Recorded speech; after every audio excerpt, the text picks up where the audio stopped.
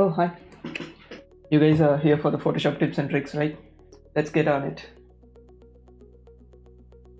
So the first tip I'm gonna give you guys is the using the auto select feature over here in the top of the auto tool, the move tool. Sorry, the move tool. I mean, forgive me. It's my first video ever. Yeah. Okay. So as soon as you select this, check it, whatever. Yeah. So you can either move it. You can move any layer and it automatically selects the layer which is on based on that, and it reduces a lot of time for you instead of selecting an individual layer and then moving them and then again selecting the another layer, moving them. So sometimes when you're working on a special on corners over here, suppose let's just say you want a brush over here, but then as soon as you go outside that is when it comes to the Windows tab and all, so that's kind of irritating. So you can move the canvas by holding spacebar and you can move it, make it more comfortable on how you want it, and then increase size, decrease. You can have fun with it, all you have to do is hold spacebar to move the canvas. It doesn't affect your image, just if you're wondering. When working on multiple layers, there's a lot of things which distracts your mind from working on it. Suppose I want to work on this bird even bit more. Let's just say I find the birds layer. Where's the birds layer? Oh yeah, here's the bird layer. This is it. Yep, this is it. So once you find your layer, you want to isolate it, removing everything except that layer. You just hold Alt and then click on the eye view, so it isolates the bird, and then you can apply mask to it, anything you want, and then again click on the eye so it reappears everything. So sometimes when you're working with the brush, there is a lot of time when you need to adjust the size, find the perfect size. Okay, for the eye, this is a perfect size. Suppose you are way high above and then you need to adjust it. It takes a quite lot of time just to right click, change the brush size, the hardness, however you want it, and then paint it. It's quite difficult sometimes. So for that you can use hold Alt, right click. You can move it, slide it left and right for size, up and down for the hardness. So you can just instantly find out the size whichever you want it. I don't want it much hard, so decrease the hardness. It works for the eraser tool also, same, and you can just play with it. Again the shortcut is Alt, right click. So this is a tip for when you are working on an image. You need to zoom in on certain places, suppose the eye, so you hit like this, you make a marquee and you hit it, zoom it more. So zooming out can be quite a burden. As you can see, it's lot to click, or you can press fit screen, but the best what I like is checking this scrubby zoom, so you can zoom in and out wherever you want. Use spacebar to move the canvas, zoom in, work on here, move it. So that's how the scrubby zoom works over here, and it is quite handy for me at a lot of times. It might help you also. So this next tip is when zoomed in. Suppose you're zoomed in, you're working on the eye. Let's just say you're working on the eye over here, and then you want to go to the beard over here.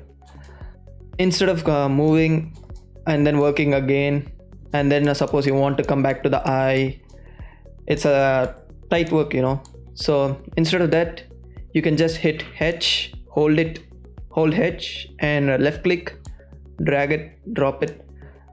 You can move it instantly. It zooms out completely, and then once you leave it, it drops you wherever you want it. So I can work here and then press H, move to the eye, work here again, then come back, work here more.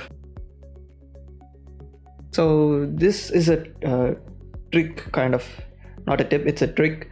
So you want to change the color. Suppose I want to change the color of this person over here. You see the painted. This is more like a trick than the tip. you can change the color of the person, or the whatever you want, a specific color, you can change it. I want to change the paint on color of the paint on this person. I can change it. Just go to the adjustment layer, hue and saturation.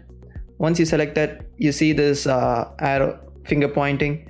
Select it and click where you want to change the color. Hold it, and as soon as you see there is a limitation over here, you can adjust, fine tune the limitations. I want to drag it a little more inside, adjust it, fine tune it according to however you need, and you can play with the hue so it changes the color of the painted paint. That's paint, yeah, that's paint, yeah. So it affects, as you can see, it affects more over here also. So let me just fine tune it even more, so it affects the layer. Yeah, almost there. Yeah, so that's how you can do it. So those who use pen tool often, this tip will be helpful for you. So when you're using the pen tool, you have to estimate how much it bends and how hard you can turn it, and where does it affects and all. So instead of guessing it, suppose maybe you can't guess this and all, so instead of that, you can just go to this settings over here and rubber band, enable it. So as you can see where it shows the bend, as you can see, it bends according in advance. So before you place it, it bends and it shows you how the curvature is going to be. Next tip will be about a blending mode, which is quite popular. Maybe you might know, maybe you might not know. So suppose you want to remove the whites in this, you can change the blending mode from normal to multiply, and it just removes the white. As you can see it's completely gone, and it same works. You can do for a black image also. You want to remove the black in this, and then you want to keep the fire. Usually it's used for, I use it for fire and other stock images, which I take it as black background with a black background, so the fire is lit. And I change the blending mode from normal to screen. So as you can see, it removed the black surfaces, anything, and then I can work with it on more. So this next tip will be about picking the color. Suppose you want the color from this person into your Photoshop work, you can just easily get them from using the eyedropper tool.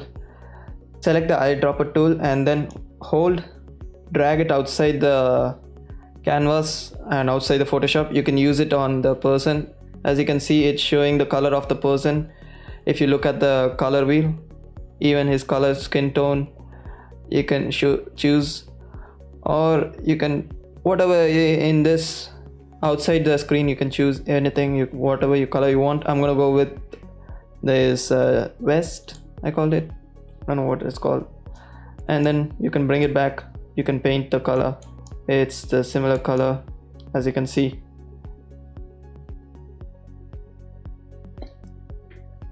Oh, you guys enjoyed the video? It's my first time, okay? Just this is the first video I'm posting. Don't roast me. I know a lot of my friends, you guys are watching. I know you, okay? So if you truly support your friend, your brother, your homie, or whatever you want to call me, and just hit the like, subscribe, and share it to your friends who are interested in Photoshops. Their creativity level will be awesome. It's gonna get next level, okay? Thank you. See you next time.